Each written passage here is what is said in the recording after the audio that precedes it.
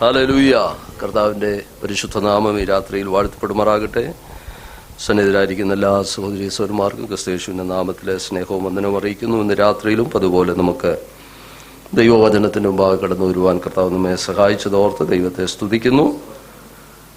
അപ്പോസ്തല പ്രവൃത്തികളുടെ പുസ്തകമാണ് നമ്മൾ ഈ ദിവസങ്ങളിൽ ധ്യാനിച്ചു വരുന്നത്. കഴിഞ്ഞ ദിവസങ്ങളിൽ അതിൻ്റെ ആരംഭ അധ്യായത്തിൻ്റെ ഒടുവിലേക്ക് നമുക്ക് കടന്നു വരുവാൻ കർത്താവ് സഹായിച്ചു.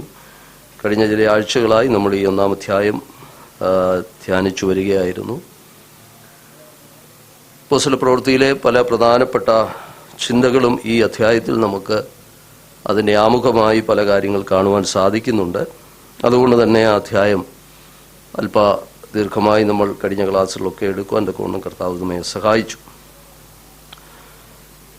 കഴിഞ്ഞ ക്ലാസ്സിൽ നമ്മൾ ആ അധ്യായത്തിൻ്റെ 1-ാം അധ്യായത്തിൽ യേശു ക്രിസ്തുവിൻ്റെ സ്വർഗാരോഹണം, അതിൻ്റെ പ്രത്യേകത എന്തുകൊണ്ടാണ് 1-ാം അധ്യായത്തിൽ ലൂക്കോസ് യേശു ക്രിസ്തുവിൻ്റെ സ്വർഗാരോഹണത്തെക്കുറിച്ച് രേഖപ്പെടുത്തിയത്, അല്ലെങ്കിൽ അതുമായി ബന്ധപ്പെട്ടുള്ള അതിൻ്റെ പ്രത്യേകതകൾ എന്താണ് എന്ന് നമുക്ക് ചിന്തിപ്പാൻ തക്കവണ്ണം കർത്താവ് സഹായിച്ചു. 2-3 നിലകളിൽ നമുക്കത് മനസ്സിലാക്കുവാനായിട്ട് കഴിയുന്നുണ്ട്. ഒന്ന്, യേശു ക്രിസ്തുവിൻ്റെ സ്വർഗാരോഹണം നമ്മെ സംബന്ധിച്ചിടത്തോളം ഏറ്റവും പ്രത്യാശ നൽകുന്ന അനുഗ്രഹീതമായ ഒരനുഭവമായിട്ട് നമുക്കതിനെ കാണുവാനായിട്ട് കഴിയും. ലിറ്ററലായിട്ട് അത് സംഭവിച്ചുവെന്നും ചരിത്ര വസ്തുതകളെല്ലാം അതിന് തെളിവായി നമുക്ക് കാണുവാൻ കഴിഞ്ഞു. മൂന്നാമതൊരു കാര്യം പ്രധാനമായി ഞാൻ ഓർപ്പിച്ചത്, അതിന് ദൈവശാസ്ത്രപരമായും അതിനൊരർത്ഥമുണ്ട്. എന്തിനാണ് ലൂക്കോസ് 1-ാം അധ്യായത്തിൽ അത് രേഖപ്പെടുത്തിയിരിക്കുന്നത് എന്ന് ചോദിച്ചാൽ, ദൈവശാസ്ത്രപരമായി അതിന് വളരെ പ്രാധാന്യമുണ്ട്. അതുകൊണ്ട് തന്നെയാണ് 11-ാം വാക്യം നമ്മളിങ്ങനെയാണ് വായിച്ചത്: ഗലീല പുരുഷന്മാരെ, നിങ്ങൾ ആകാശത്തിലേക്ക് നോക്കി നിൽക്കുന്നത് എന്ത്? നിങ്ങളെ വിട്ട് സ്വർഗാരോഹണം ചെയ്ത ഈ യേശുവിനെ സ്വർഗത്തിലേക്ക് പോകുന്നവനായി നിങ്ങൾ കണ്ടതുപോലെ തന്നെ അവൻ വീണ്ടും വരുമെന്ന് പറഞ്ഞു. കർത്താവിന് സ്തോത്രം.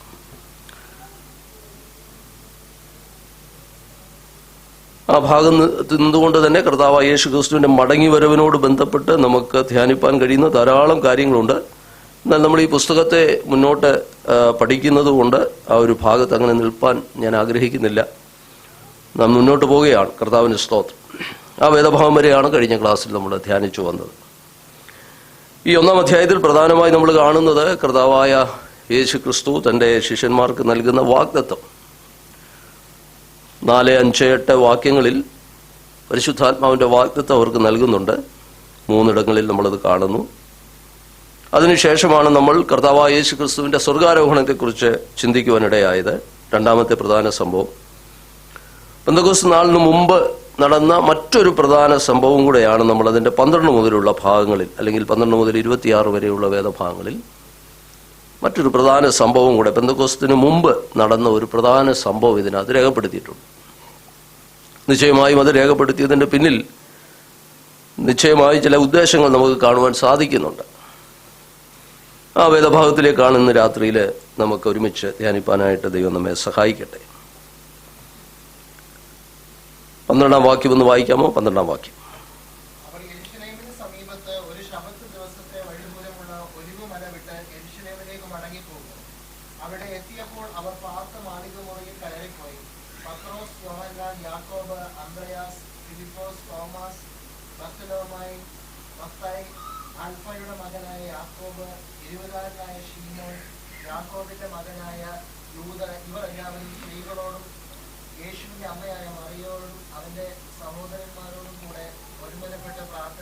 മതി. കർത്താവ് അവരോട് കൽപ്പിച്ച പ്രകാരം നമ്മൾ ഈ ഭാഗം വായിക്കുമ്പോൾ നമുക്ക് മനസ്സിലാക്കുവാൻ കഴിയുന്നത്, അവർ ഒരുമനപ്പെട്ട് ദൈവസന്നിധിയിൽ പ്രാർത്ഥന കഴിച്ചു പോകുന്നതായിട്ടാണ് നമുക്കിവിടെ കാണുവാൻ സാധിക്കുന്നത്. യെരുശലേമിന് സമീപത്ത് ഒരു ശബത്ത് ദിവസത്തെ വഴി ദൂരമുള്ള, ഞാൻ പറഞ്ഞു വളരെ സമീപമാണ്, ഏകദേശം ഒരു കിലോമീറ്റർ ദൂരമേ അവിടെ നമുക്ക് കാണുവാൻ കഴിയുന്നുള്ളൂ. ആ സമീപ സ്ഥലത്തേക്ക് അവർ തിരിച്ച് മടങ്ങി വന്ന് കർത്താവ് അവരോട് കൽപ്പിച്ചതുപോലെ അവർ ഒരുമിച്ച് കൂടിയിരുന്ന് പ്രാർത്ഥിക്കുകയാണ്. ഈ 1-ാം അധ്യായത്തിലെ മറ്റൊരു പ്രധാന വിഷയം നമ്മൾ മനസ്സിലാക്കേണ്ടത്, 2 പ്രാർത്ഥന അനുഭവങ്ങളെക്കുറിച്ച് 1-ാം അധ്യായത്തിൽ രേഖപ്പെടുത്തിയിട്ടുണ്ട്. പെന്തക്കോസ്തിന് മുമ്പ് അല്ലെങ്കിൽ പെന്തക്കോസ്ത് നാളിന് മുമ്പ് അവർ ചെയ്ത ഏറ്റവും പ്രധാനപ്പെട്ട ഒരു കാര്യമാണ് ഇവിടെ എഴുതിയിരിക്കുന്നത്. അവർ ഒരുമിച്ച് കൂടി അവരെന്ത് ചെയ്തു? പ്രാർത്ഥന കഴിച്ച് പോകുന്നു. ദൈവത്തിന് സ്തോത്രം. കർത്താവ് കൽപ്പിച്ചതുപോലെ അവര് പ്രാർത്ഥനയ്ക്കായിട്ട് ഒരുമിച്ച് കൂടുകയാണ്. ഇവിടെ ലൂക്കോസിന്റെ സുവിശേഷം കൂടെ നമ്മൾ ചേർത്താണ് പഠിക്കുന്നത്. അപ്പോസ്തല പ്രവൃത്തിയുടെ എഴുത്തുകാരൻ ലൂക്കോസാണ്. ലൂക്കോസിന്റെ സുവിശേഷത്തിൽ അത് രേഖപ്പെടുത്തിയിട്ടുണ്ട്. അവിടെ നമ്മൾ വായിച്ചത് ലാസ്റ്റ് വാക്യം, ലൂക്കോസിന്റെ സുവിശേഷം 24-ാം അധ്യായത്തിലെ 53-ാമത്തെ വാക്യം ഒന്നുകൂടെ നോക്കിയേ. നമ്മൾ കഴിഞ്ഞ ദിവസം ദൈവാലയത്തിലിരുന്ന് അതിന്റെ ഒരു വാക്യം കൂടെ മുന്നോട്ട് വായിക്കാമോ?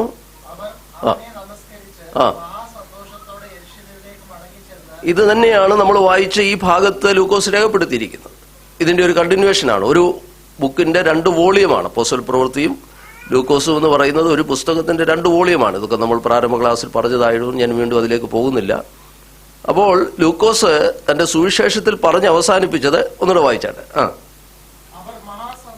മഹാസന്തോഷത്തോടെ സ്വർഗാരോഹണത്തിന് ശേഷം കർത്താവ് അവരെ അനുഗ്രഹിച്ച് സ്വർഗാരോഹണം ചെയ്തതിനു ശേഷം അവർ മഹാസന്തോഷത്തോടെ അവർ യെരൂശലേമിലേക്ക് മടങ്ങിപ്പോന്നു.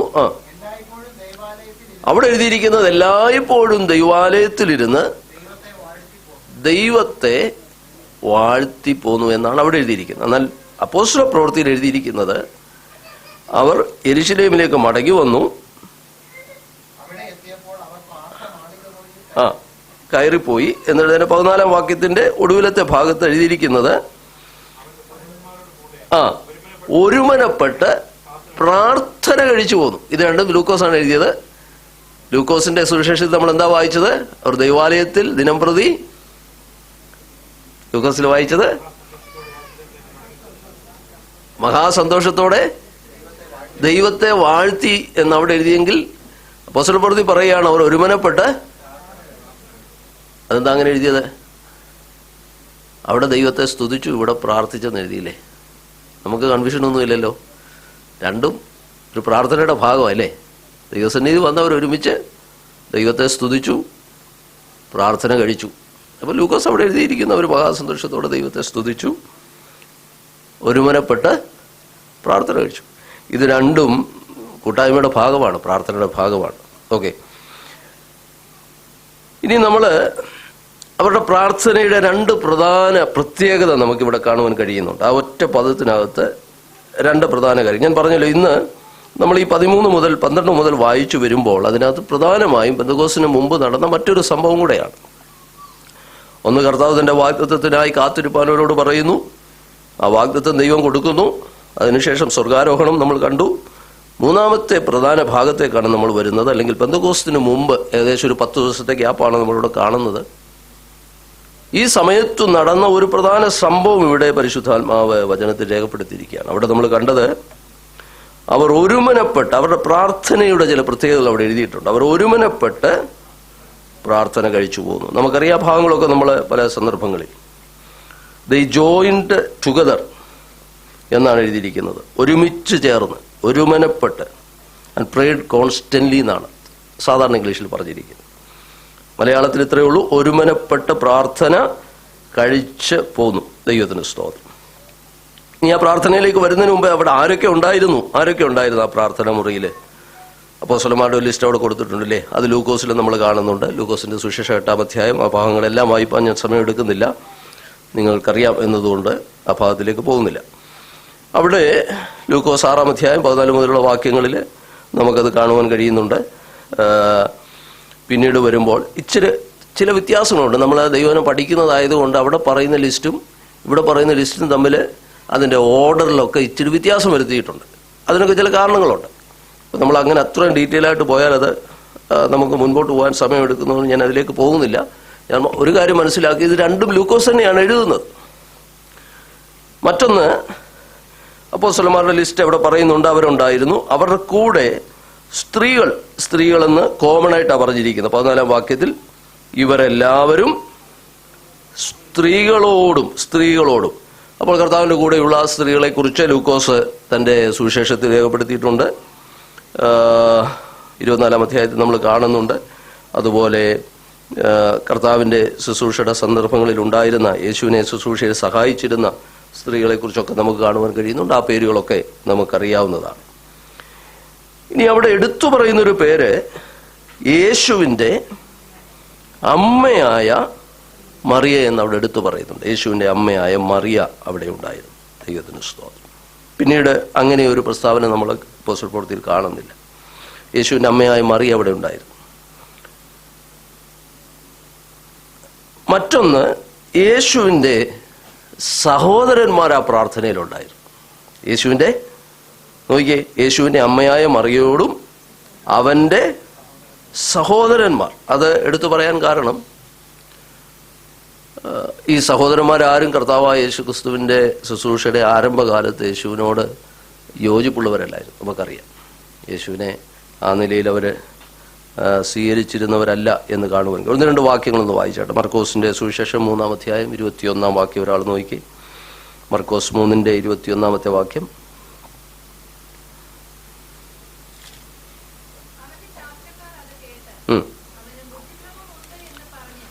അവന് ബുദ്ധിഭ്രമം ഉണ്ടെന്ന് പറഞ്ഞ് അതിന്റെ 31 മുതൽ ചില വാക്യം വായിച്ചു. ആ അധ്യായം തന്നെ 31 മുതൽ.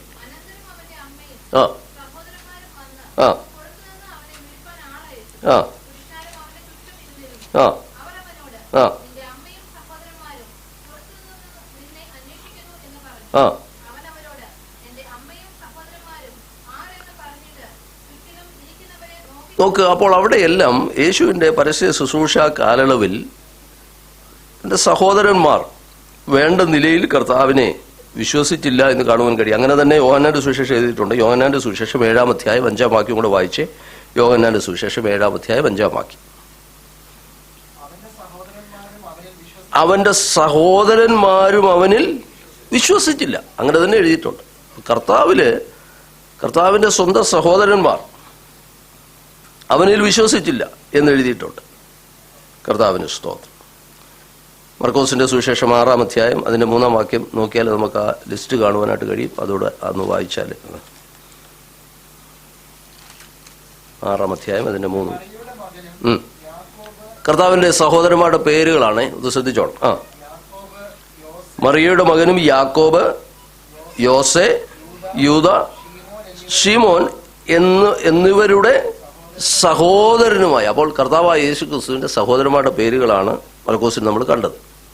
അപ്പൊ ഇവരാരും, യോഹന്നാൻ പറയാണ്, ഇവരാരും കർത്താവിൽ വിശ്വസിച്ചിരുന്നില്ല. ഈ മക്കളെ കുറിച്ച് പറയുമ്പോൾ നമ്മൾ വിശ്വസിക്കുന്നു കർത്താവിൻ്റെ സഹോദരന്മാർ തന്നെയാണ് ഇവർ. എന്നാൽ പല രീതിയിലുള്ള പഠിപ്പിക്കലുകൾ ഈ സഹോദരന്മാരെ കുറിച്ചുണ്ട്. ചിലർ പറയുന്നത് യോസഫിന് മറിയയ്ക്ക് മുമ്പുണ്ടായിരുന്ന ആദ്യ വിവാഹത്തിലെ മക്കളാണ് എന്ന് പറയുന്ന സഭാപിതാക്കന്മാർ തന്നെയുണ്ട്. എപ്പിഫാനിയസ് എന്ന് പറയുന്നൊരു സഭാപിതാവ് അങ്ങനെ പഠിപ്പിക്കാറുണ്ടായിരുന്നു. ജെറോം പറയുന്നത് മറിയയുടെ സഹോദരിമാരിൽ നിന്നുണ്ടായ കുഞ്ഞുങ്ങളാണ്, സഹോദരിമാരുടെ മക്കളാണ് എന്ന് പറയുന്നവരുണ്ട്. അതൊക്കെ മറ്റു നിലയിലുള്ള ഒരു ദൈവശാസ്ത്രം രൂപപ്പെടുത്താനായിട്ടൊക്കെ അവർ അങ്ങനെ പറയുന്നുണ്ട്. എന്നാൽ ദൈവത്തിൻ്റെ വചനം നമ്മൾ വിശ്വസിക്കുന്നു കർത്താവിൻ്റെ സഹോദരന്മാരാണിവർ. ഇവർ കർത്താവിൻ്റെ സഹോദരന്മാരായിരുന്നു. അവരാരും കർത്താവിൽ എന്ത് ചെയ്തില്ല? വിശ്വസിച്ചില്ല. എന്നാൽ നമുക്ക് അപ്പോസ്തല പ്രവൃത്തി നമ്മൾ പഠിക്കുമ്പോൾ യേശു ക്രിസ്തുവിൻ്റെ സ്വർഗാരോഹണത്തിന് ശേഷം കർത്താവ് വാഗ്ദത്തം ചെയ്ത പരിശുദ്ധാത്മാവിന് വേണ്ടി കാത്തിരുന്നു പ്രാർത്ഥിക്കുന്നവരുടെ കൂട്ടത്തിൽ ആരുണ്ട്? അവൻ്റെ സഹോദരന്മാരുണ്ട്. ഇതിനിടയിൽ നിശ്ചയമായിട്ടും അതിന് കാരണങ്ങൾ പലത് പറയുന്നുണ്ട്. പിന്നീട് കർത്താവിൽ അവർ വിശ്വസിച്ചു. ഈ യാക്കോബിൻ്റെ അടുക്കൽ തന്നെ പ്രൈവറ്റായിട്ട്, പേഴ്സണലായിട്ട് കർത്താവ് പ്രത്യക്ഷമായി എന്ന് നമുക്ക് കാണുവാനായിട്ട് സാധിക്കുന്നുണ്ട്. കൊരിന്ത്യർ ലേഖനത്തിലെ ആ വാക്യം കൊണ്ടൊന്ന് നോക്കിയേ. 1 കൊരിന്ത്യർ 15-ാം അധ്യായത്തിൻ്റെ 7-ാം വാക്യത്തിൽ എൻ്റെ സഹോദരന്മാരിൽ യാക്കോബിൻ്റെ അടുക്കൽ യാക്കോബിനും പിന്നെ അപ്പം യാക്കോബിന് തനിയെ കർത്താവ് പ്രത്യക്ഷമായ ഒരു ഇൻസിഡന്റ് ബൈബിളിൽ രേഖപ്പെടുത്തിയിട്ടുണ്ട്. അപ്പോൾ ചില വേദപണ്ഡിതന്മാർ പറയുന്നത് അങ്ങനെ ഒരു പ്രൈവറ്റായിട്ട്, പേഴ്സണലായിട്ട് കർത്താവ് യാക്കോബിൻ്റെ അടുക്കൽ വന്നു. എന്തായിരുന്നാലും കർത്താവിൻ്റെ പുനരുത്ഥാനത്തിനു ശേഷം ശിഷ്യന്മാരുടെ, സഹോദരന്മാരുടെ ചിന്തകൾ മാറി. അവർ യേശുവിൽ വിശ്വസിച്ചു. നിശ്ചയമായിട്ടും അപ്പോസ്തലന്മാരുടെ കൂട്ടത്തിൽ കർത്താവ് വാഗ്ദത്തം ചെയ്ത പരിശുദ്ധാത്മാവിന് വേണ്ടി കാത്തിരിക്കുവാനായിട്ട് കൽപ്പിച്ചപ്പോൾ അവരും എവിടെയുണ്ട്? യെരൂശലേമിൽ പ്രാർത്ഥനാമുറിയിൽ മറ്റുള്ളവരോടൊപ്പം ഉണ്ട് എന്ന് കാണുവാനായിട്ട് സാധിക്കും. Praise the Lord. അപ്പോൾ യേശുവിൻ്റെ സഹോദരന്മാരും ഒരുമനപ്പെട്ട് എന്ത് ചെയ്യുകയാണ്? പ്രാർത്ഥന കഴിച്ചു പോരുകയാണ്. ഇനി ഞാൻ ആ പ്രാർത്ഥനയിലേക്ക് വരികയാണ്. എന്താണ് ആ പ്രാർത്ഥനയുടെ പ്രത്യേകത? 2 പദമാണ്. ഒരുമനപ്പെട്ടു, പ്രാർത്ഥന കഴിച്ചു പോന്നു. കോൺസ്റ്റന്റായിട്ട് അവർ ചെയ്തൊരു ഒരു പ്രവൃത്തിയായിട്ടാണ് അവിടെ കാണുന്നത്. കർത്താവ് കൽപ്പിച്ച പ്രകാരം അവർ ഒരുമനപ്പെടുക എന്നുള്ളതിന് ഞാൻ പറഞ്ഞല്ലോ, ജോയിൻഡ് ടുഗദർ എന്നുള്ള ഒരു പദമാണ് ഉപയോഗിച്ചിരിക്കുന്നത്. അല്ലെങ്കിൽ ഇംഗ്ലീഷിൽ നമ്മൾ അങ്ങനെ വായിക്കുന്നു. ഗ്രീക്കിൽ 10 പ്രാവശ്യം ഇവിടെ ലൂക്കോസ് ഈ സുവിശേഷത്തിൽ തന്നെ, അല്ലെങ്കിൽ ലൂക്കോസിന്റെ സുവിശേഷം കൂടെ ചേർത്താൽ 10 പ്രാവശ്യം വേർഡ് ഉപയോഗിച്ചിട്ടുണ്ട്. ഒരുമനപ്പെട്ട. നമ്മൾ പലപ്പോഴും പ്രാർത്ഥനയിൽ ഉപയോഗിക്കുന്ന ഒരു പദമാണ്. നമുക്ക് ഒരുമനപ്പെട്ട് പ്രാർത്ഥിക്കാമെന്നൊക്കെ പറയാം. അതിന് 2 അർത്ഥമുണ്ട്. ഒന്ന്, in the same place same activity എന്നാണ്. ഒരേ സ്ഥലത്ത് ഒരേ ആക്ടിവിറ്റിയിൽ ഏർപ്പെടുന്നതിനാണ് ആ ടുഗദർ എന്നുള്ള ഗ്രീക്ക് പദത്തിന്റെ അർത്ഥം. നമ്മൾ ചിലപ്പോൾ ഇപ്പോൾ ഫോർ എക്സാമ്പിൾ നമുക്ക് ചെയിൻ പ്രെയർ ഉണ്ട്. അത് പക്ഷേ നമ്മൾ പലയിടങ്ങളിൽ ഇരുന്നുകൊണ്ടാണ് ചെയ്യുന്നത്. എന്നാൽ ഇവിടെ പറയുന്ന ഈ ഒരു ടുഗദർ എന്നുള്ളതിനൊരു മീനിങ് ഉണ്ട്. Same place same activity. അതിന് പ്ലേസ് ഇവിടെ പറയുന്നുണ്ട്. അതാണ് ആ ഗ്രീക്ക് വാക്കിന്റെ അർത്ഥം. അപ്പോൾ ആ പ്രാർത്ഥനയുടെ ഒരു പ്രത്യേകത, അവർ ഒരുമനപ്പെട്ട് ദൈവസന്നിധിയിൽ ഒരേ സ്ഥലത്ത് വന്നിരുന്നവരെന്ത് ചെയ്യുകയാണ്? ഒരുമനപ്പെട്ട് ദൈവത്തോട് അവരെ പ്രാർത്ഥിക്കുകയാണ്. ഈ പദങ്ങൾ ആവർത്തിക്കുന്ന വേദഭാഗങ്ങളിലേക്ക് നമുക്ക് പിന്നീട് സമയം പോലെ വരാം. എങ്കിലും 4-ാം അധ്യായം 24, 2 വാക്യം വായിച്ചിട്ട് 4:24 നമ്മളത് കാണുന്നുണ്ട്.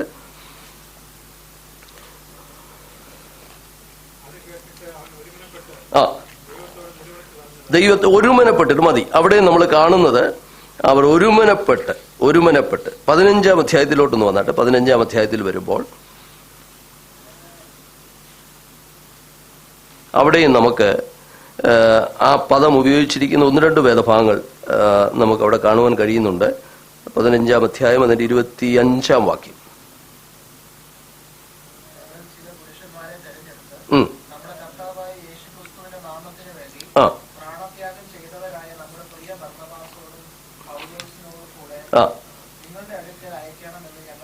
ഒരുമനപ്പെട്ട് നിശ്ചയിച്ചു. അതിന്റെ അർത്ഥം ആ ഒരുമനപ്പെടുക എന്നുള്ളത് പിന്നീട് നമ്മൾ ഈ അപ്പോസ്തല പ്രവൃത്തിയിൽ വായിച്ചു വരുമ്പോൾ കേവലം അത് പ്രാർത്ഥനയ്ക്ക് വേണ്ടി മാത്രമല്ല, അവരുടെ ഡിസിഷൻ, അവരുടെ തീരുമാനങ്ങളിലും അവർ ഒരുമനപ്പെട്ടതായിട്ട് കാണുവാൻ കഴിയും. ആ വാക്കിനെ കുറിച്ച് പറഞ്ഞപ്പോൾ അത് ഓർപ്പിച്ചെന്നേ ഉള്ളൂ. പ്രധാനമായിട്ടും 1-ാം അധ്യായത്തിൽ ഉപയോഗിച്ചിരിക്കുന്നത് പ്രാർത്ഥനയെക്കുറിച്ച് തന്നെയാണ്. ഒരു സ്ഥലത്ത് അവർ കൂടി വന്ന് ഒരേ പ്രവൃത്തിയിൽ, പ്രാർത്ഥനയിൽ തന്നെ തുടരുന്നതിനെ കുറിച്ചാണ്. അവർ ഒരുമനപ്പെട്ട് പ്രാർത്ഥിച്ചു. 2, ഞാൻ പറഞ്ഞു ആ പ്രാർത്ഥനയുടെ പ്രത്യേകത, അവർ നിരന്തരം പ്രാർത്ഥനയിലാണ്. കർത്താവ് പറഞ്ഞ് ആ വാക്ക് കേട്ട് അവർ എന്ത് ചെയ്തുകൊണ്ടിരിക്കുകയാണ്? നിരന്തരം. ദേ പ്രേഡ് കോൺസ്റ്റന്റ്ലി എന്നാണ്. They all join together constantly in prayer എന്നാണ്. ഒരുമനപ്പെട്ട് നിരന്തരമായി അവര് പ്രാർത്ഥിച്ചുകൊണ്ടിരുന്നു. എന്താണ് ഈ കോൺസ്റ്റന്റ്ലി എന്നുള്ള ആഗ്രഹിക്കുക? നമ്മൾ ആ പദങ്ങളൊക്കെ മനസ്സിലാക്കുന്ന ആ പ്രാർത്ഥനയുടെ ആ അനുഭവം 1-ാം നൂറ്റാണ്ടിൽ, അല്ലെങ്കിൽ കർത്താവ് കൽപ്പിച്ച ആ കൽപ്പന അനുസരിച്ച് ശിഷ്യന്മാർ എങ്ങനെ അവരുടെ പ്രാർത്ഥനയിൽ ആയിരുന്നുവെന്ന് ഒന്ന് അടുത്തറിയാനുള്ളൊരു ശ്രമം നമ്മൾ നടത്തുന്നതേ ഉള്ളൂ. അപ്പം നിരന്തരമായി പ്രാർത്ഥിക്കുക, അല്ലെങ്കിൽ പ്രാർത്ഥിച്ചുകൊണ്ടേയിരുന്നു എന്ന് പറയുമ്പോൾ ടു ബി ബിസി, ആ വാക്കിന്റെ ഒരു അർത്ഥം to be busy or persistent in all activity എന്ന് അതിന്റെ അർത്ഥമുള്ളൂ. നമ്മൾ ചെയ്തുകൊണ്ടിരിക്കുന്ന ഒരു കാര്യത്തിൽ കൂടുതൽ ബിസി ആയിരിക്കുന്നു, നിരന്തരമായി ചെയ്തുകൊണ്ടിരിക്കുന്നു. സാധാരണ നമ്മൾ ബിസി എന്നുള്ള വാക്ക് നമ്മൾ കേൾക്കുന്നത് നമ്മുടെ ജോലി സ്ഥലത്തോ അല്ലെങ്കിൽ വീട്ടു ജോലിയോടൊക്കെ ബന്ധപ്പെട്ടായില്ലേ. എന്നാൽ ഇവിടെ അതൊന്നുമല്ല. നമുക്കറിയാം, പ്രാർത്ഥനയെക്കുറിച്ച് പറഞ്ഞിട്ട് പറയുകയാണ് ദേ ആർ ബിസി. എന്തിനാണ്? സാധാരണ നമ്മളെ മറ്റുള്ളവർ കളിയാക്കുന്നൊരു കാര്യമാണ്, ജോലി ഇല്ലാത്തവരൊക്കെയാണ് എന്ത് ചെയ്യുന്നത്.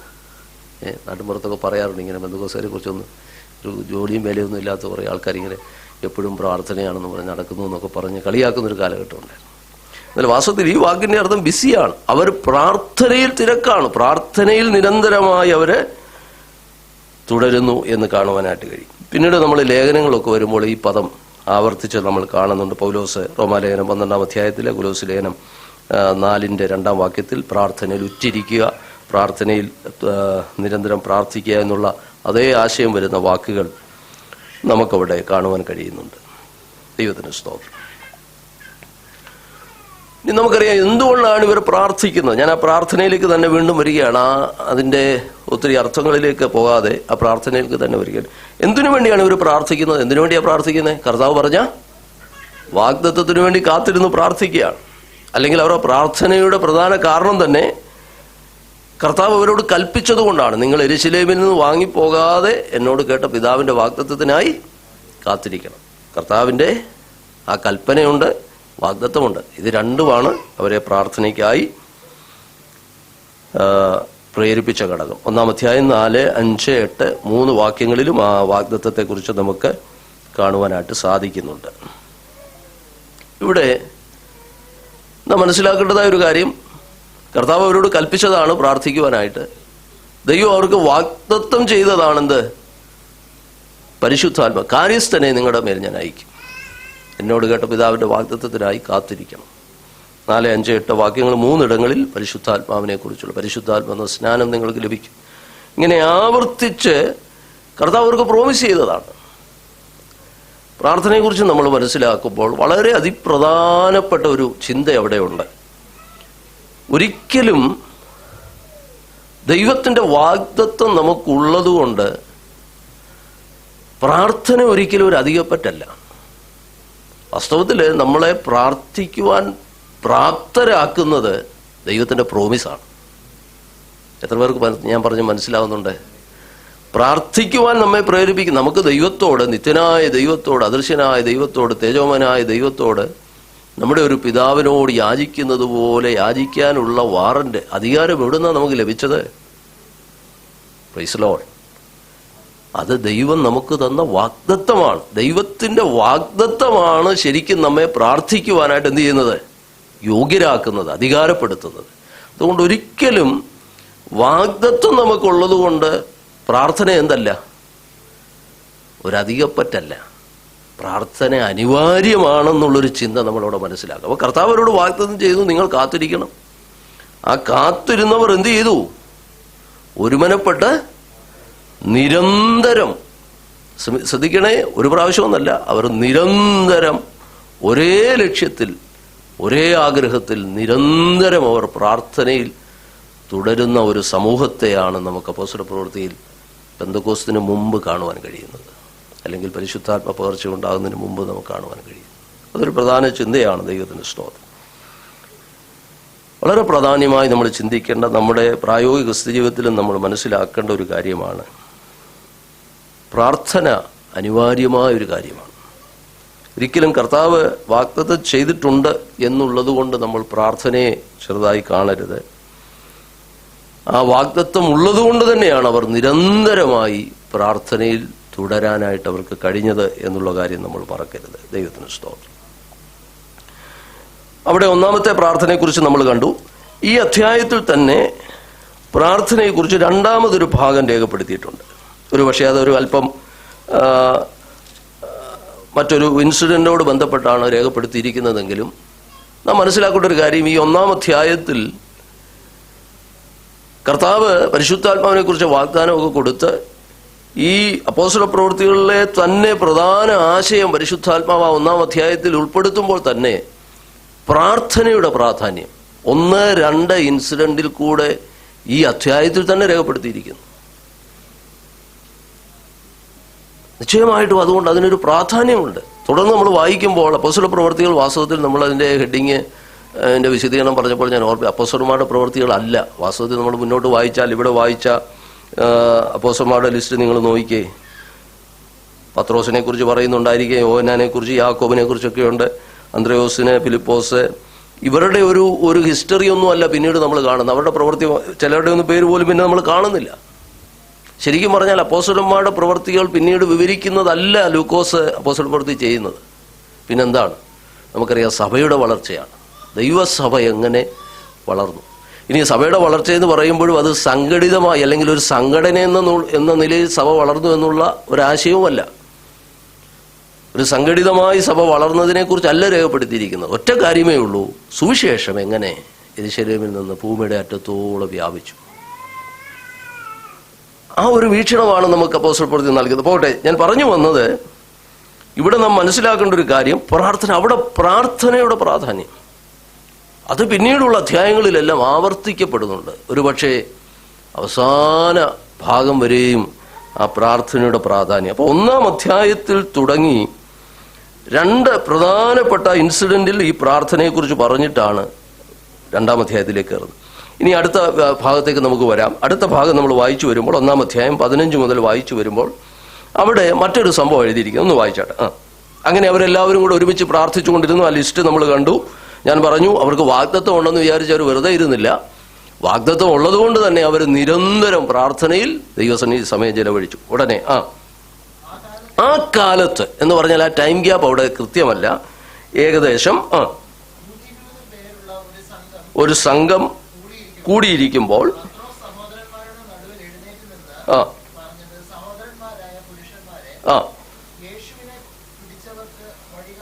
അപ്പോൾ ഈ പ്രാർത്ഥന നടന്നുകൊണ്ടിരിക്കുന്ന വേളയിൽ അതിങ്ങനെ നിരന്തരം പ്രാർത്ഥിച്ചുകൊണ്ടിരിക്കുക. എന്തിനു വേണ്ടിയാണ് പ്രാർത്ഥിക്കുന്നത്? പിതാവിനോട് കേട്ട വാഗ്ദത്തത്തിന് വേണ്ടി നിരന്തരമായി ഒരുമനപ്പെട്ട് അവർ പ്രാർത്ഥിച്ചുകൊണ്ടിരിക്കുകയാണ്. അവരുടെ പ്രാർത്ഥനയുടെ 2 പ്രത്യേകത ഞാൻ ഒന്നുകൂടെ ആവർത്തിക്കുന്നു. ഒരുമനപ്പെട്ട് ഒരേ ആഗ്രഹത്തോടെ ഒരേ ലക്ഷ്യത്തോടെ നിരന്തരം അവർ പ്രാർത്ഥിക്കുകയാണ്. ആ പ്രാർത്ഥനാ കൂട്ടത്തില് പത്രോസ് എഴുന്നേറ്റ് അവരോട് പറഞ്ഞൊരു സംഭവം, അല്ലെങ്കിൽ ആ പ്രാർത്ഥനാ കൂട്ടത്തിൽ നടന്ന ഒരു കാര്യമാണ്, ഒരു പ്രസംഗമാണ്. സഹോദരന്മാരായ പുരുഷന്മാരെ, യേശുവിനെ പിടിച്ചവർക്ക്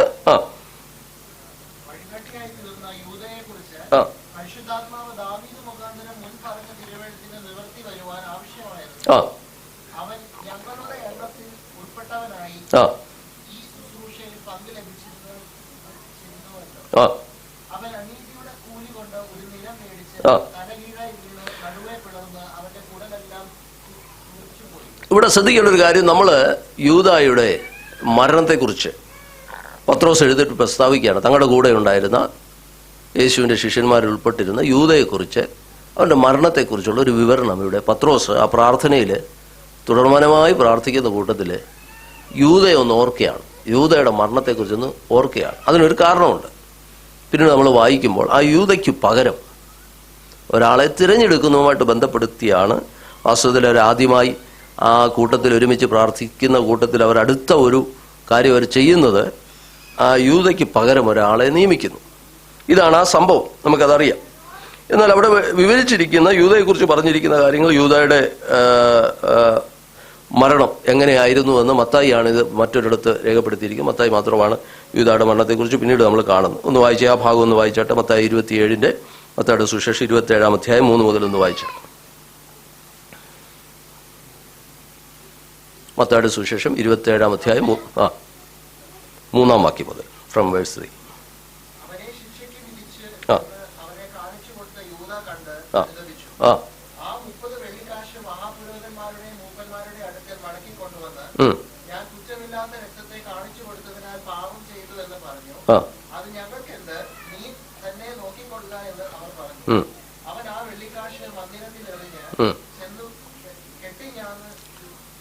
ചത്തുകളഞ്ഞു. നോക്കുക, മത്തായി എഴുതിയിരിക്കുന്നത് യൂദ ആത്മഹത്യ ചെയ്തെന്നാണ്, അല്ലേ? യൂദ ആത്മഹത്യ ചെയ്തെന്നാണ് മത്തായി എഴുതിയിരിക്കുന്നത്. എന്നാൽ ഇവിടെ ലൂക്കോസ് അപ്പോസ്തല പ്രവൃത്തി രേഖപ്പെടുത്തിയിരിക്കുന്നത് തല കീഴായി വീണ്. അപ്പം നമുക്കറിയാം, ഞാൻ കഴിഞ്ഞ ക്ലാസ്സിൽ നിങ്ങളോട് പറഞ്ഞു, സിനോപ്റ്റിക് പ്രോബ്ലം എന്ന് പറയുന്നൊരു കാര്യമുണ്ട് വേദചിന്തയിൽ. അതിൻ്റെ ആശയം കഴിഞ്ഞ ക്ലാസ്സിൽ ഞാൻ പറഞ്ഞുകൊണ്ട് അതിലേക്ക് പോകുന്നില്ല. വേദപുസ്തകത്തിൽ സുവിശേഷങ്ങൾ രേഖപ്പെടുത്തിയിരിക്കുന്ന സംഭവങ്ങളിൽ ഒരുപോലെ രേഖപ്പെടുത്തിയതുകൊണ്ട് വ്യത്യാസങ്ങളുമുണ്ട്. അതുകൊണ്ട് വേദപുസ്തകത്തിൻ്റെ വിശ്വാസ്യത ഒട്ടും കുറയുന്നില്ല, വർദ്ധിക്കുകയാണെന്ന് കഴിഞ്ഞ ആഴ്ചയിൽ ഞാൻ ഓർപ്പിച്ചിരുന്നു. ഞാൻ അതിലേക്ക് വീണ്ടും പോകുന്നില്ല. അപ്പം ചില ഇൻസിഡൻറ്റുകൾ രേഖപ്പെടുത്തി. എന്നാൽ ഇവിടെ നമ്മൾ മനസ്സിലാക്കണം 1-2 കാര്യങ്ങൾ. ഇവിടെ ലൂക്കോസ് രേഖപ്പെടുത്തിയിരിക്കുകയാണ്, അവൻ അനീതിയുടെ കൂലി കൊണ്ട് ഒരു നിലം മേടിച്ചു. ആര് മേടിച്ചു? യൂദാ മേടിച്ചെന്നാണ് എഴുതിയിരിക്കുന്നല്ലേ. എന്നാൽ അവിടെ മത്തായിയുടെ സുവിശേഷത്തിൽ ആര് മേടിച്ചെന്നാണ് എഴുതിയിരിക്കുന്നത്? 27 വായിച്ചോ താഴോട്ട്. ഒന്ന് മനസ്സിലാക്കിയിരിക്കാൻ വേണ്ടി വായിക്കുന്നതേ ഉള്ളൂ. ആര് മേടിച്ചു? അതിന്റെ മുന്നിലുള്ള വാക്യം വായിച്ച്. ആ മഹാപുരോഹിതന്മാർ ആ വെള്ളിക്കാശെടുത്ത്, ഇത് രക്തവിലയാകയാൽ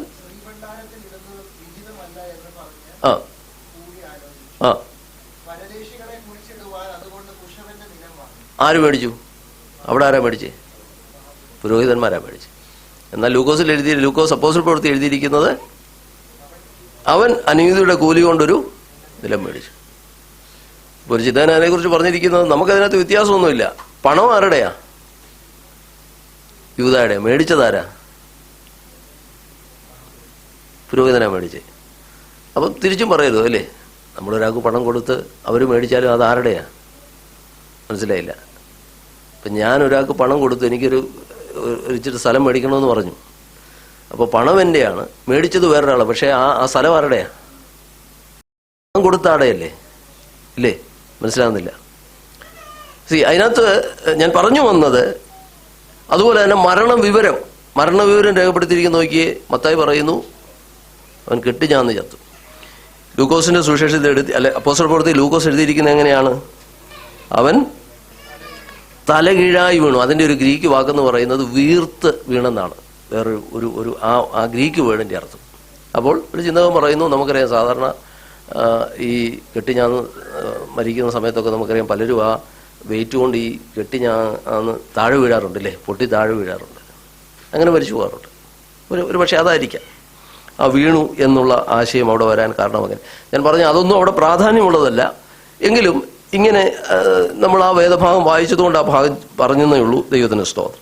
ഇപ്പം 2-3 കാര്യങ്ങളിൽ ആ വ്യത്യാസം കാണുന്നതൊന്നും അതിൻ്റെ ആശയത്തിന് യാതൊരു മാറ്റമില്ല എന്നുള്ള കാര്യം മനസ്സിലാക്കുക. നമുക്ക് താഴോട്ട് വരാം. അപ്പോൾ ഇവിടെ പത്രോസ് എഴുന്നേറ്റ് നിന്ന് ഈ കാര്യങ്ങളെല്ലാം പറയുകയാണ്.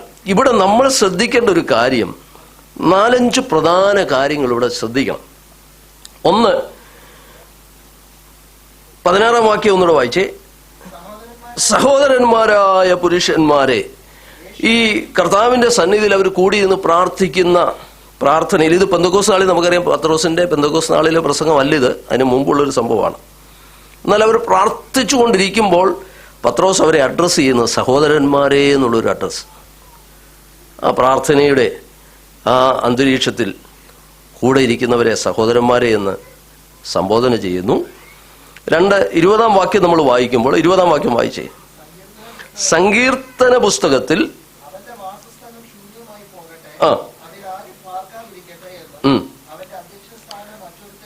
അവിടെ ആ 20-ാം വാക്യത്തിൽ 2 വാചകങ്ങൾ ഇൻവേർട്ടഡ് കോമയിൽ കൊടുത്തിട്ടുണ്ട്. എന്തിനാണ് ഇൻവേർട്ടഡ് കോമ കൊടുത്തിരിക്കുന്നത്?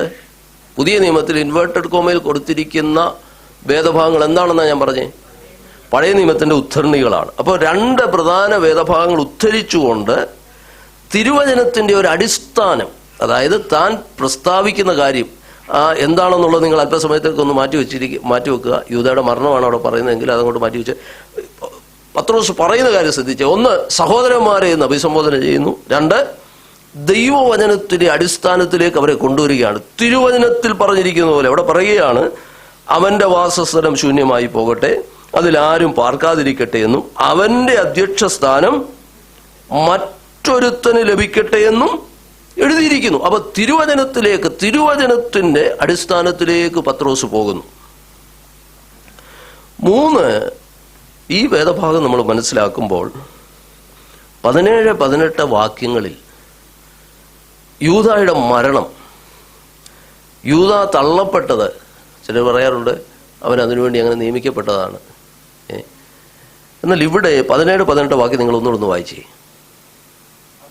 അവൻ ഞങ്ങളുടെ എണ്ണത്തിൽ ഉൾപ്പെട്ടവനായി ഈ ശുശ്രൂഷയിൽ പങ്ക് ലഭിച്ചിരുന്നുവല്ലോ. അവൻ അനീതിയുടെ കൂലി കൊണ്ട് ഒരു നിലം മേടിച്ച് മതി. ദൈവത്തിന് സ്തോത്രം. അവിടെ നമ്മൾ വായിക്കുമ്പോൾ യൂദായുടെ ദൈവത്തിന്റെ മുൻനിർണയത്തിൽ പല കാര്യങ്ങളുണ്ട്. നമ്മളൊരു ക്ലാസ്സിൽ ഞാനത് ഓർപ്പിച്ചതാണ്. നമുക്ക് ചോദ്യം ചെയ്യാത്തതുപോലെ ദൈവത്തിന്റെ മുൻനിർണയത്തിൽ പല കാര്യം. എന്നാൽ ഇവിടെ പത്രോസ് ഇത് പറയുമ്പോൾ അവൻ തന്നെ അതിന് കാരണക്കാരൻ എന്നുള്ളൊരു ചിന്ത അവിടെ വരുന്നുണ്ട്. അവൻ തന്നെ അതിന് കാരണം. നോക്കിയേ, അവൻ അനീതിയുടെ കൂലി കൊണ്ടൊരു നിലം മേടിച്ചു. അവൻ എന്ത് ചെയ്യുന്നു? അവൻ ഞങ്ങളോടുകൂടെ എണ്ണപ്പെട്ടവന് ശുശ്രൂഷയിൽ അവന് പങ്ക് ലഭിച്ചിരുന്നതാണ്. പക്ഷെ അവൻ അനീതിയുടെ കൂലി കൊണ്ട് ഒരു നിലം മേടിച്ചു. അങ്ങനെ ഒരു ചിന്ത അവിടെ കാണുവാൻ കഴിയുന്നുണ്ട്. ഇനി 4-മത് നമ്മൾ താഴോട്ട് വരുമ്പോൾ 22-ാം വാക്യം വായിച്ചേ. എന്തിനാണ് പത്രോസ് ഇതെല്ലാം പറഞ്ഞത്? ആ യൂദായുടെ സ്ഥാനത്ത് മറ്റൊരാളെ എടുക്കുന്നതോട് ബന്ധപ്പെട്ടാണ് ഈ കാര്യങ്ങളെല്ലാം പറഞ്ഞു വരുന്നത്. 22-ാം വാക്യം, ഞങ്ങളോട് കൂടെ നടന്ന പുരുഷന്മാരിൽ ഒരുത്തൻ അവന്റെ പുനരുത്ഥാനത്തിന് ഒരാളെ ഇനിയും ഞങ്ങളുടെ കൂടെ വരണം, ഒരാളെയും കൂടെ എടുക്കണം. അത് ഒന്ന്, പുനരുത്ഥാനത്തിന് സാക്ഷ്യം വഹിച്ച ആളായിരിക്കണം. രണ്ടവിടെ പറയുന്നുണ്ട്, കർത്താവായ യേശു ക്രിസ്തു, യേശു യോഹന്നാന്റെ സ്നാനം മുതൽ നമ്മെ വിട്ട് ആരോഹണം ചെയ്ത നാൾ വരെ നമ്മുടെ ഇടയിൽ സഞ്ചരിച്ചു പോകുന്ന കാലത്തെല്ലാം ഞങ്ങളോടുകൂടെ നടന്ന ഒരാളായിരിക്കണം. പുനരുത്ഥാനത്തിന് സാക്ഷ്യം വഹിച്ച ആളായിരിക്കണം. 3, കർത്താവ് തന്നെ നിയമിച്ച ആളായിരിക്കണം. ഇങ്ങനെ നിയമിച്ചവരിലും കർത്താവിൻ്റെ കൂടെ നടന്നവരും കർത്താവിൻ്റെ പുനരുത്ഥാനത്തിന് സാക്ഷ്യം പ്രാപിച്ചവരിലും ഒരാളായിരിക്കണം ആ സ്ഥാനം ഏറ്റെടുക്കേണ്ടത്. ഈ 3 കാര്യങ്ങൾ പറയുന്നുണ്ട്. 5-മതൊരു കാര്യമുണ്ട്. ഇതൊക്കെ പറഞ്ഞിട്ട് പറഞ്ഞു, ഇതെല്ലാം ഉണ്ടെങ്കിലും ഒരാളെ എടുക്കണമെങ്കിൽ എന്ത് ചെയ്യണം? അവസാനം അവരെന്ത് ചെയ്യുന്നുണ്ട്? 24-ാം വാക്യം അതിൻ്റെ ഒരു പ്രധാന വാക്യമാണ്. സകല ഹൃദയങ്ങളെയും അറിയുന്ന കർത്താവേ. പ്രാർത്ഥനയാണ്. ഇത് ലൂക്കോസ് ഈ അധ്യായത്തിൽ കൊണ്ടുവന്നത് നമ്മൾ വളരെ ശ്രദ്ധിക്കണം. ഞാൻ പറഞ്ഞാൽ ഒരു പ്രാർത്ഥന ഇൻസിഡന്റ് കഴിഞ്ഞു, അത് നിരന്തരമായൊരു പ്രാർത്ഥനയാണ്. ഇതിനിടയ്ക്ക് കയറി നമ്മൾ പറയാറില്ലേ, ഇടയ്ക്ക് കയറി ഒരു ആവശ്യത്തിന് വേണ്ടി കൂടെ പ്രാർത്ഥിക്കുകയാണ്. മുമ്പേ പ്രാർത്ഥിച്ചുകൊണ്ടിരിക്കുകയാണ്. എന്തിനു വേണ്ടി പ്രാർത്ഥിച്ചുകൊണ്ടിരിക്കുന്നത്? പിതാവിനോട് കേട്ട വാഗ്ദത്തത്തിനായി നിരന്തരമായി പ്രാർത്ഥിച്ചുകൊണ്ടിരിക്കുന്നതിനിടയിൽ നമ്മൾ പറയത്തില്ലേ, പെട്ടെന്നൊരു പ്രാർത്ഥന വിഷയം കയറി വന്നു. ഒരു റീപ്ലേസ്മെന്റ് ആവശ്യമുണ്ട്. പെട്ടെന്നൊരു പ്രാർത്ഥന വിഷയം. നമ്മളിവിടെ ഈ 2 പ്രാർത്ഥനയെ ഒന്ന് കമ്പയർ ചെയ്യണം. 2 പ്രാർത്ഥനയെക്കുറിച്ച് ഒന്ന് ശ്രദ്ധിക്കണം. അതാണ് പെന്തക്കോസ്തിന് മുന്നോടിയായി നമ്മൾ കാണുന്ന ഈ 1-ാം അധ്യായത്തിലെ പ്രധാന സംഭവങ്ങൾ. അതിലേറ്റവും ഒടുവിൽ നമ്മൾ കാണുന്നത് ഈ പ്രാർത്ഥനയാണ്. 2 വിധ പ്രാർത്ഥനകൾ. ഞാൻ പറഞ്ഞല്ലോ, 5 കാര്യങ്ങൾ ഞാൻ ഓർപ്പിച്ചു. പത്രോസിന്റെ അധ്യക്ഷൻ എന്നുള്ള നിലയിൽ തന്റെ സമീപനത്തെക്കുറിച്ച് നമ്മൾ കണ്ടു. തിരുവചന അടിസ്ഥാനത്തെക്കുറിച്ച് നമ്മൾ കണ്ടു. യൂദ തള്ളപ്പെട്ടതിനെക്കുറിച്ചൊരു ഒരു വേറിട്ട ചിന്ത നമ്മളിവിടെ കാണുന്നുണ്ട്. ഒരു പുതിയ ആളെ തിരഞ്ഞെടുക്കുമ്പോൾ അവൻ പുനരുത്ഥാനത്തിന് സാക്ഷിയായിരിക്കണമെന്ന് പറയുന്നുണ്ട്. പ്രാർത്ഥനയോടുകൂടെ ദൈവഹിതം തിരിച്ചറിയാൻ അവരടുത്തു വരുന്ന അനുഗ്രഹിക്കപ്പെട്ടൊരു സംഭവം കൂടെ അവിടെ രേഖപ്പെടുത്തി. ഈ 5 കാര്യങ്ങളും 5 വിഷയമായിട്ട് നമ്മൾ പഠിക്കേണ്ടതാണെങ്കിൽ ഞാൻ അങ്ങോട്ട് പോകുന്നില്ല. നിങ്ങളെ ഒന്ന് ഓർപ്പിച്ച് നമ്മുടെ ഈ അധ്യായത്തിൽ തുടരുകയാണ്. ദൈവത്തിന് സ്തോത്രം. പ്രാർത്ഥന എന്നുള്ള ആ ചിന്തയിലേക്ക് തന്നെ ഞാൻ മടങ്ങി വരട്ടെ. ഒരുമനപ്പെട്ട് നിരന്തരമായി പിതാവിനോട് കേട്ട വാഗ്ദത്തത്തിനായിട്ട് അവർ കാത്തിരുന്നു. ഒരുപക്ഷെ കഴിഞ്ഞ ആഴ്ചയിൽ ഞാൻ പറഞ്ഞു, നോയിങ് ഗോഡ്സ് വിൽ, ദൈവഹിതം തിരിച്ചറിയുക എന്നുള്ളത് എല്ലാ കാലത്തും ദൈവമക്കളെ സംബന്ധിച്ചൊരു വലിയ കാര്യമാണ്, ഇല്ലേ? നമ്മൾ അന്യോന്യം പറയുകയും പ്രാർത്ഥിക്കുകയും ഒക്കെ ചെയ്യുന്നൊരു കാര്യമാണ്. കർത്താവേ, നിന്റെ ഹിതം. ദൈവഹിതം എങ്ങനെ നമുക്ക് തിരിച്ചറിയാൻ കഴിയും? നമ്മൾ സാധാരണ പറയാറുണ്ട്, പ്രാർത്ഥിക്കുമ്പോൾ ദൈവം നമുക്കൊരു ഗൈഡൻസ് തരും. വാസ്തവത്തിൽ ഇത് അനുഗ്രഹിക്കപ്പെട്ട ഒരു ഇൻസിഡൻ്റാണ്. പരിശുദ്ധാത്മാവ് ഈ അധ്യായത്തിൽ രേഖപ്പെടുത്തിയിരിക്കുന്നത്. നോക്കിക്കേ, അവർ 2-3 കാര്യങ്ങൾ ദൈവഹിതം തിരിച്ചറിയുവാൻ അവർ സ്വീകരിക്കുന്നതായിട്ട് അവിടെ കാണുവാനായിട്ട് കഴിയും. അത് നമ്മുടെയൊക്കെ പ്രായോഗിക ക്രിസ്തു ജീവിതത്തിൽ വളരെ അനുഗ്രഹമാണ്. അത് മനസ്സിലാക്കിയിരിക്കുന്നത്. അവർ പല കാര്യങ്ങളൊക്കെ കൂടി തീരുമാനിച്ച് ഒത്തിരി പേരുണ്ട്. ഈ പറയുന്ന 2 പേരെ അവർ അവസാനം കൊണ്ടുവന്ന് ആരൊക്കെ? 23 വായിച്ച്. അങ്ങനെ അവർ യുസ്തോസ് എന്ന് പേരുള്ള യോസഫ്, മത്തിയാസ്, ഈ 2 പേരെ കൊണ്ടുവന്നു. അത് 70 പേരിൽ ഉൾപ്പെട്ടവരാണ് എന്നാണ് കരുതപ്പെടുന്നത്. കർത്താവ് തന്നെ അപ്പോയിന്റ് ചെയ്ത് 70 പേരിൽ 2 പേരാണ്. അപ്പൊ ഈ 2 പേരിലേക്ക് അവർ കൊണ്ടുവന്നു. 2 പേരിലേക്ക് അവർ വന്നു. അത് വെറുതെ കൊണ്ടുവന്നതല്ല. മുമ്പേ പറഞ്ഞ ക്വാളിഫിക്കേഷൻ അല്ല. ഒരു സാധാരണ ഒരാളെ അതിന് പറ്റുകയില്ലെന്ന് അവർക്കറിയാം. യൂദായുടെ സ്ഥാനത്ത് കൊണ്ടുവരേണ്ട. അതുകൊണ്ടാണ് ഞാൻ ക്വാളിഫിക്കേഷൻ പറഞ്ഞത്. അവിടെ അത് തന്നെ എഴുതിയിട്ടുണ്ട്. 2-3 കാര്യങ്ങൾ അവർക്കുണ്ടായിരിക്കണം. അതനുസരിച്ച് അവരെന്ത് ചെയ്തു? ഷോർട്ട് ലിസ്റ്റ് ചെയ്താണ് ഈ 2 പേരെ കൊണ്ടുവന്നത്. അങ്ങനെ ഷോർട്ട് ലിസ്റ്റ് ചെയ്യാൻ അവർക്ക് ബുദ്ധിമുട്ടൊന്നുമില്ല. കാരണം അവരുടെ മുമ്പിൽ ഒരു സെറ്റ് ഓഫ് റൂൾസ് ഉണ്ടല്ലെങ്കിൽ കാര്യങ്ങൾ അവർക്കറിയാം. അതനുസരിച്ച് വേണം അത് കൊണ്ടുവരാൻ. അപ്പോൾ അവരുടെ കോമൺ സെൻസ് ആണ് അവിടെ മുമ്പിൽ നിന്ന്. അതനുസരിച്ച് അവരതെല്ലാം ചെയ്ത് ഭംഗിയായിട്ട് അവിടെ കൊണ്ടുവന്നതിന് ശേഷം അടുത്ത 24-ാം വാക്യത്തിൽ പറയുകയാണ്, സകല ഹൃദയങ്ങളെയും അറിയുന്ന കർത്താവേ. Praise the Lord. സകല ഹൃദയങ്ങളെ അറിയുന്ന കർത്താവേ. നമ്മളെപ്പോഴാണ് അങ്ങനെ പ്രാർത്ഥിക്കാറുള്ളത്? നമ്മുടെ പ്രാർത്ഥനയിൽ അങ്ങനെ തുടങ്ങാറുണ്ടോ? സ്വർഗസ്വനായ പിതാവെന്നോ, ഇല്ലേ? നമുക്കെങ്ങനെ വേണമെങ്കിലും തുടങ്ങാം കേട്ടോ. ഞാൻ തുടങ്ങുന്നതിനെ കുറിച്ചല്ല. വാസ്തവത്തിൽ ഈ ഒരു പ്രാർത്ഥന ശ്രദ്ധിച്ചേ. സകല ഹൃദയങ്ങളെയും അറിയുന്ന കർത്താവേ. നമ്മുടെ പേഴ്സണൽ പ്രെയറിൽ കർത്താവേ നീ എൻ്റെ ഹൃദയം അറിയുന്നല്ലോ എന്ന് എപ്പോഴെങ്കിലുമൊക്കെ നമ്മൾ പറയാറുണ്ടല്ലേ. പക്ഷേ ഇവിടെ ആ ഓപ്പണിംഗ് വേർഡെന്ന് പറയുന്നത് തന്നെ എന്താണ്? ആ പ്രാർത്ഥനയുടെ മാധുര്യം അത് തന്നെയാണ്. സകല ഹൃദയങ്ങളെയും അറിയുന്ന കർത്താവേ. Praise lord. തൻ്റെ സ്ഥലത്തേക്ക് പോകേണ്ടതിന് യൂദാ ഒഴിഞ്ഞുപോയ ഈ ശുശ്രൂഷയുടെയും അപ്പോസ്തലത്വത്തിൻ്റെയും സ്ഥാനം ലഭിക്കേണ്ടതിന് ഈ ഇരുവരിൽ, അതാ ഞാൻ പറഞ്ഞത്, അവർക്ക് ദൈവം കൊടുത്തതായ മാർഗനിർദ്ദേശങ്ങൾ അനുസരിച്ച് രണ്ടുപേരെ കൊണ്ടുവന്ന് നിർത്തി.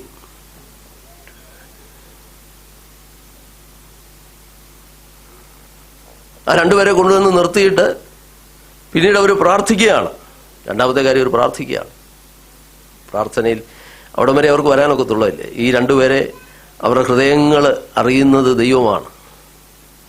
മനുഷ്യൻ്റെ ഹൃദയം അറിയുന്നത് ദൈവം മാത്രമാണ്, ഇല്ലേ? അങ്ങനെ പറയുന്നതല്ലേ ശരി? മനുഷ്യ ഹൃദയം അറിയുന്നത് ദൈവം മാത്രമാണ്. അപ്പൊ ദൈവഹിതത്തിനായി പ്രാർത്ഥിക്കുകയാണ്. Praise the Lord. അതുകൊണ്ടാണ് അവിടെ വന്നിട്ട് അവർക്ക് അടുത്ത സ്റ്റെപ്പിലോട്ട് പോകാൻ പറ്റത്തില്ല. അവിടെ നിന്നുകൊണ്ട് പ്രാർത്ഥിക്കുകയാണ്. ദൈവമേ, സകല ഹൃദയങ്ങളെയും അറിയുന്ന ദൈവമേ, സകല ഹൃദയങ്ങളെയും അറിയുന്ന ദൈവമേ.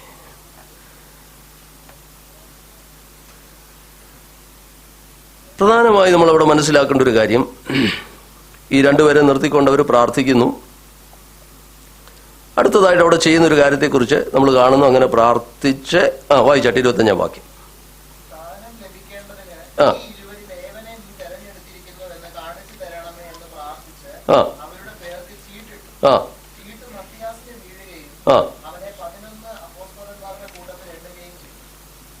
ഇവിടെ മൂന്നാമതൊരു കാര്യം നമ്മൾ അപ്പോസ്തല പ്രവൃത്തിയിൽ കാണുന്നത്, പ്രാർത്ഥിച്ചു കഴിഞ്ഞ് അവരെന്ത് ചെയ്തു? ചീട്ടിട്ടു. ഈ ചീട്ടിടുക എന്ന് പറഞ്ഞാൽ നമുക്കറിയാം, പഴയ നിയമത്തിലുടനീളം നമ്മൾ കാണുന്നത്, പഴയ നിയമത്തിൽ അംഗീകരിക്കപ്പെട്ട, ദൈവം തിരിച്ചറിയാൻ അംഗീകരിക്കപ്പെട്ട ഒരു വഴിയായിരുന്നു. ലേവ്യ പുസ്തകം തൊട്ട് നമ്മളത് കാണുന്നുണ്ട്. ഒത്തിരി വാക്യങ്ങളുണ്ട്. ലേവ്യ പുസ്തകം 16-ാം അധ്യായം 8-ാം വാക്യം, സംഖ്യാപുസ്തകത്തിൽ 26-ാം അധ്യായത്തിൽ സദൃശവാക്യത്തിൽ നമ്മൾ കാണുന്നുണ്ട്. ലൂക്കോസിന്റെ സുവിശേഷത്തിൽ തന്നെ 1-ാം അധ്യായത്തിൽ എഴുതിയിട്ടുണ്ട്.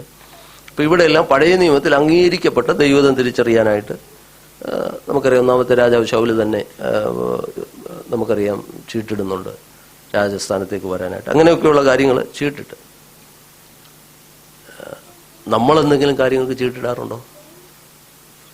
പ്രാർത്ഥിച്ച് ചീട്ടിടാറുണ്ടോ? നമ്മളത് ഞാൻ ഉദ്ദേശിച്ചത് നമ്മുടെ ഏതെങ്കിലും പേഴ്സണൽ വിഷയങ്ങൾക്ക് ആരെങ്കിലും ചീട്ടിട്ടുണ്ടോ? കർത്താവേ, ഞാൻ പ്രാർത്ഥിക്കുകയാണ്, എ വേണോ ബി വേണോ? ഒരു എക്സാമ്പിൾ പറയുകയാണേ. ഞാൻ പലരോടും ഈ ചോദ്യം ചോദിച്ചിട്ടുണ്ട്. പക്ഷേ പേഴ്സണലായിട്ട് ആരും അങ്ങനെ ചെയ്തിട്ടില്ല. എന്നോട് പറഞ്ഞവരൊന്നും പറഞ്ഞു, പക്ഷേ പേഴ്സണലായിട്ടുള്ള കാര്യങ്ങൾക്കൊന്നും അങ്ങനെ ചെയ്തിട്ടില്ല. പക്ഷേ പൊതുവായ പല കാര്യങ്ങൾക്കും ചെയ്തിട്ടുണ്ട്. അപ്പം ഞാൻ ചോദിച്ചു, അതെന്താ പൊതുവായ കാര്യങ്ങൾക്ക് ചെയ്യാം, പേഴ്സണലായ കാര്യങ്ങൾക്ക് എന്താ ചെയ്യാത്തത്? അത് പേഴ്സണലായിട്ടുള്ള കാര്യം നമ്മുടെ പേഴ്സണലല്ലേ? മനസ്സിലായില്ല? ആ പറഞ്ഞതിൻ്റെ ആശയം നിങ്ങൾക്ക് മനസ്സിലായോ? എന്ന് പറഞ്ഞാൽ അത് എന്നെ ബാധിക്കുന്ന വിഷയമല്ലേ. അതങ്ങനെ ചീട്ടിട്ടെടുക്കാൻ പറ്റുന്ന കാര്യമല്ല. പിന്നെ കുറച്ചുകൂടെ ചിന്തിച്ചും കുറച്ചുകൂടെ പ്രാർത്ഥിച്ചും ഒക്കെ എടുക്കണ്ട. മനസ്സിലായില്ല? നിങ്ങൾക്ക് എൻ്റെ ആശയം മനസ്സിലാവുന്നുണ്ടോ? മറ്റേതേതാ? എല്ലാവരും കൂടെ ചേരുമ്പം എന്നാ പിന്നെ അങ്ങ് മനസ്സിലാവുന്നുണ്ടോ? നിങ്ങൾക്ക് എൻ്റെ ആശയം മനസ്സിലാവുന്നുണ്ടോ? എന്ന് പറഞ്ഞാൽ എ വന്നാലും ബി വന്നാലും നമ്മളെ അത് ബാധിക്കത്തില്ല. അതുകൊണ്ട് എന്ത് ചെയ്യാം? ചീട്ടിടാം എന്ന് ചിന്തിക്കുന്നവരുണ്ട്. ഞാൻ ആ വിഷയത്തിലേക്കൊന്നും പോകുന്നില്ല, മടങ്ങി വരാം. ഇവിടെ നമ്മൾ ഒരു കാര്യം മനസ്സിലാക്കണം. പുതിയ നിയമത്തിൽ ഇവിടെ മാത്രമേ ചീട്ടിട്ടുള്ളൂ. ഇത് കഴിഞ്ഞ് അങ്ങോട്ട് അപ്പോസ്തല പ്രവൃത്തിയിൽ അതിനെക്കുറിച്ച് വേദപണ്ഡിതന്മാർ പറയുന്നത്, പിന്നീട് ഒരു സംഭവം ഉണ്ടായത് എന്താണെന്ന് ചോദിച്ചാൽ 2-ാം അധ്യായത്തിലേക്ക് നമ്മൾ കയറുമ്പോൾ അവിടെ പിതാവിൻ്റെ വാഗ്ദത്തം അതെന്താണ്? എന്നേക്കും നമ്മളോടുകൂടെ ഇരിക്കേണ്ടതിന് ദൈവത്തിൻ്റെ പരിശുദ്ധാത്മാവിനെ, ഒന്നുകൂടെ പറഞ്ഞാൽ സകല സത്യത്തിലും നമ്മെ വഴി നടത്തേണ്ട പരിശുദ്ധാത്മാവിനെ എന്നേക്കും നമ്മോടുകൂടെ ഇരിക്കാൻ നൽകി തന്നതുകൊണ്ട് പിന്നീട് ഒരു ചീട്ടിടലിൻ്റെ ആവശ്യം വന്നില്ലെന്നാണ്. മനസ്സിലായില്ല? Praise the Lord. അപ്പം അതിനെ മാത്രം അങ്ങോട്ട് ഒഴിച്ചു നിർത്തിയാൽ 2 കാര്യങ്ങൾ അവിടെ ശ്രദ്ധേയമാണ്. ഒന്ന്, ദൈവവചനത്തിൻ്റെ ഒരു ഗൈഡൻസ് ഉണ്ട്. അതാ ഞാൻ ആരംഭത്തിലേ പറഞ്ഞത്. ആ സംഭവത്തിലേക്ക് നിങ്ങൾ പോകുന്നതിന് മുമ്പ് പത്രോസ് നേരെ പോകുന്നത് വചനത്തിലേക്കാണ്. ദൈവവചനത്തിൻ്റെ ഒരു ഗൈഡൻസ് അത് നമുക്ക് ഒരിക്കലും എന്ത് ചെയ്യാനൊക്കത്തില്ല, മാറ്റി നിർത്താനൊക്കത്തില്ല. ഇല്ലേ? നമ്മുടെ ജീവിതത്തിൽ ദൈവഹിതം തിരിച്ചറിയുന്നതിൽ ദൈവവചനത്തിൻ്റെ പങ്ക്, കർത്താവിൻ്റെ സന്നിധിയിൽ വന്ന് നമ്മുടെ വ്യക്തിപരമായ ധ്യാനത്തിലും ദൈവവചനം പഠിക്കുന്നതിലും ദൈവവചനത്തിൻ്റെ പങ്ക് നമ്മൾ ഒരിക്കലും വിസ്മരിച്ച് കളയരുത്. Praise the Lord. കർത്താവിൻ്റെ വചനത്തോട് എത്രത്തോളം നമുക്ക് ചേർന്നിരിക്കാൻ കഴിയുമോ, ദൈവമക്കളെ, പിശാച് നമ്മെ വഴിതെറ്റിക്കാൻ പല ഉപാധികൾ കൂടെ ശ്രമിച്ചുകൊണ്ടിരിക്കുമ്പോൾ ദൈവവചനത്തോടുള്ള നമ്മുടെ ആഭിമുഖ്യവും ദൈവവചനത്തോട് നമ്മൾ എത്രത്തോളം ചേർന്നിരിക്കുന്നോ അത്രത്തോളം നമുക്ക് ദൈവഹിതത്തിനനുസരിച്ച് നമ്മുടെ കാൽ ചുവട് വെക്കുവാൻ സാധിക്കും. ഒരാമേൻ പറയാവുന്നവരൊരാമേൻ പറഞ്ഞാൽ ദൈവവചനത്തിൻ്റെ ഒരു ഗൈഡൻസ് ആദ്യമേ ഉണ്ടാകും. രണ്ടാമത് ഞാൻ പറഞ്ഞു, ദൈവം നമുക്ക് തന്നിരിക്കുന്ന ബുദ്ധി, കഴിവ്. ഇവിടെ രണ്ടുപേരെ കൊണ്ടുവന്നത് ഞാൻ പറഞ്ഞില്ല, അവർക്ക് ചില ഗൈഡൻസ് ഉണ്ട്. കഴിഞ്ഞ ആഴ്ച നമ്മൾ ചിന്തിച്ച വചനം എഫേസ്യ ലേഖനത്തിലെ വചനം, കർത്താവിൻ്റെ ഇഷ്ടം ഇന്നതെന്ന് ഗ്രഹിച്ചുകൊള്ളുവീൻ എന്ന് പറഞ്ഞാൽ നമ്മൾ സ്വയമേ ഗ്രഹിക്കേണ്ട ചില കാര്യങ്ങളുണ്ട്. അതാരും നമുക്ക് പറഞ്ഞു തരത്തില്ല. ആത്മീയ ജീവിതത്തിൽ നമ്മൾ ഇത്രയും നാൾ ദൈവവചനം കേൾക്കുകയും പഠിക്കുകയും കൂട്ടായ്മ ആചരിക്കുകയും ചെയ്യുന്നതിലൂടെ നാം സ്വയമായി ഗ്രഹിക്കേണ്ട ചില കാര്യങ്ങളുണ്ട്. എല്ലായ്പ്പോഴും എല്ലാം നമുക്ക് മറ്റുള്ളവർ പറഞ്ഞു തരുമെന്ന് നമ്മൾ ധരിക്കരുത്. പൗലോസ് അവിടെ പറഞ്ഞതിൻ്റെ ആശയം ആത്മീയ ജീവിതത്തിൽ നാം സ്വയമായി ഗ്രഹിക്കേണ്ട ചില കാര്യങ്ങൾ. അതുതന്നെയാണ് ഇവിടെ നമ്മൾ കാണുന്നത്. ഈ രണ്ടു പേരിലേക്ക് അവർ വരാനിടയായ കാര്യങ്ങൾ അവർക്കറിയാം. കർത്താവ് അവരോട് കൂടെ ഇരുന്നപ്പോൾ പറഞ്ഞ ചില കാര്യങ്ങളുണ്ട്. അല്ലെങ്കിൽ ഒരു അപ്പോസ്തലത്വത്തിൽ വരാൻ യോഗ്യതയുള്ളവരാരാണെന്ന് നമുക്കറിയാം. അതുകൊണ്ടാണ് 10-70 പേരുണ്ട്, അല്ലെങ്കിൽ ധാരാളം ആളുകളുണ്ട്. അവരിൽ നിന്ന് 2 പേരിലേക്ക് എത്തുവാൻ അവരെ അതിന് സഹായിച്ചു. കർത്താവിൻ്റെ സ്തോത്രം. ദൈവം നമുക്ക് ജ്ഞാനം തന്നിട്ടുണ്ട്, ബുദ്ധി തന്നിട്ടുണ്ട്. അപ്പോൾ ദൈവവചനത്തിൻ്റെ ഒരു ഗൈഡൻസ് അതൊന്നാമത് നിൽക്കുന്നു. അപ്പോൾ തന്നെ ദൈവം നമുക്ക് തന്ന ബുദ്ധി അത് ശരിയായ നിലയിൽ പ്രവർത്തിക്കുവാൻ നാം നമ്മെ തന്നെ ഏൽപ്പിച്ചു കൊടുക്കണം. 3-ാം ഭാഗത്തേക്ക് വന്ന് ഞാൻ അവസാനിപ്പിക്കട്ടെ. പ്രാർത്ഥന. ഇതെല്ലാം ഉണ്ട്. പക്ഷേ ആ 2 പേരിൽ വന്നിട്ട് അവരെന്ത് ചെയ്യുകയാണ്? പ്രാർത്ഥനയ്ക്കായി മുട്ടുമടക്കുകയാണ്. ആരംഭിക്കുന്നത് ഇങ്ങനെയാണ്: സകല ഹൃദയങ്ങളെയും അറിയുന്ന കർത്താവേ, സകല ഹൃദയങ്ങളെയും അറിയുന്ന കർത്താവേ. ഹൃദയങ്ങളെ അറിയുന്ന കർത്താവ്. എത്ര പറഞ്ഞാലും ആ ചിന്ത അവസാനിക്കത്തില്ല. ദൈവം ഹൃദയങ്ങളെ അറിയുന്ന. ഇന്ന് രാത്രിയിൽ ഇവിടെ നമ്മൾ ഇത്രയും പേര് ഇവിടെ വന്നിരിക്കുന്നു. പ്രാർത്ഥനയിൽ ഇന്ന് രാത്രി നമ്മൾ ഈ അപ്പോസ്തല പ്രവൃത്തിയാണല്ലോ ധ്യാനിച്ചത്. നമ്മുടെ പ്രാർത്ഥനയിൽ ഈ വാചകം കൂടെ, എനിക്കറിയാം നമ്മളിൽ പലരും അങ്ങനെ പ്രാർത്ഥിക്കുന്നവരാണ്. എന്നാൽ ആർക്കെങ്കിലും അതിന് കഴിയുന്നില്ലെങ്കിൽ ഈ വാചകം ഒന്ന് ഉൾപ്പെടുത്തണം. കർത്താവേ, നീ സകല ഹൃദയങ്ങളെയും അറിയുന്ന കർത്താവാണ്. നമ്മുടെ വാക്കുകൾക്കപ്പുറത്തായി, നമ്മുടെ പ്രവർത്തികൾക്കപ്പുറത്തായി ഒരുപക്ഷെ മറ്റാർക്കും അറിയുവാൻ കഴിയാത്ത മനുഷ്യ ഹൃദയങ്ങളെ അറിയുന്നവരാരുമില്ല. സൃഷ്ടാവായ ദൈവം മാത്രം. സകല ഹൃദയങ്ങളെയും അറിയുന്ന കർത്താവേ, ദൈവഹിതം തിരിച്ചറിയാനുള്ള അനുഗ്രഹീതമായൊരു ഉപാധിയായിട്ടാണ് ഇവിടെ പരിശുദ്ധാത്മാവ് 1-ാം അധ്യായത്തിൻ്റെ അവസാനത്തിൽ പ്രാർത്ഥനയെ കൊണ്ടുവന്ന് വെച്ചിരിക്കുന്നത്. അവിടെ പറഞ്ഞിരിക്കുന്ന മനോഹരമായൊരു പദം, സകല ഹൃദയങ്ങളെയും അറിയുന്ന കർത്താവേ. ഇന്ന് രാത്രിയിൽ ദൈവമക്കളെ, ഞാൻ ആ ഭാഗത്ത് നിൽക്കട്ടെ.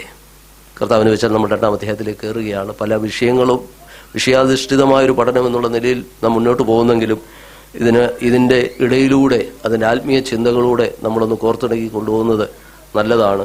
കേവലം